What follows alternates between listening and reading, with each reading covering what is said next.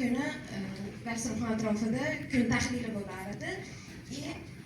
Shunaqa ma'naviy darslar bo'lardi. Dadam Rumiydan, Navoiydan o'qirdi-da, ifodali o'qimas edi. Dadam olamdan o'tib ketgancha kecha to'qqilar emotsiyaga berilib ketadidan so'ng men sud qarorini o'qiganda o'qib qo'yyapman, sizlar o'qinglar dedi. Singlimga bu berardi endi. U shunaqa ifodali, shunaqa chiroyli o'qirdi va ana shu paytlarda dadam qayta mendan so'ragan ishni boradi.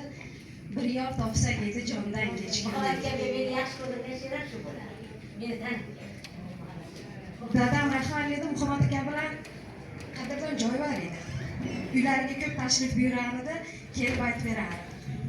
Adabiyotni yaxshi ko'rish kerak. Adabiyot hozir mana shu qizlarni ham ko'zida ko'rdim. Nihoyatda tarbiyali esli qizlar ekan. Opa, ustozlaringiz shunaqa havasdaman. Juda zo'r ustozlarni ustoz ekansiz. Ustozlaringiz mana opam kelib, "Men hijolatda telefon qildim, opa borsam bo'ladimi?" desam, "Shunaqa chiroyli muomala bilan kela oling" dedi. Qizlar shunaqa chiroyli. Baribir adabiyotni, yuragida adabiyot bo'lgan insonni tarbiyasi yaqqol bilinar ekan. Qizlar ham nihoyatda tarbiyali chiroyli qizlar ekan. Havasdaman.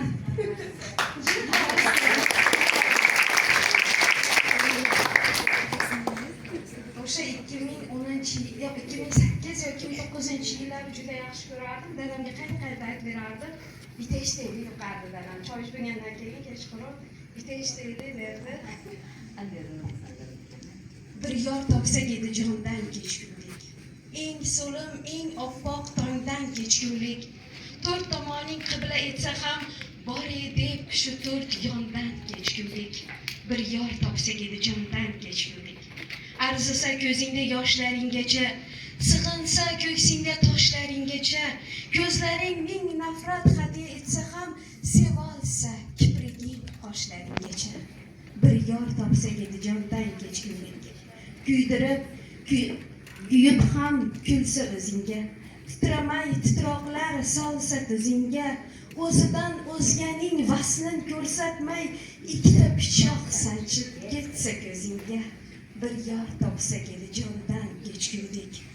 Bir umr ishqiga jonni qorgulik. Zarra hijroni ham yurak yorgulik.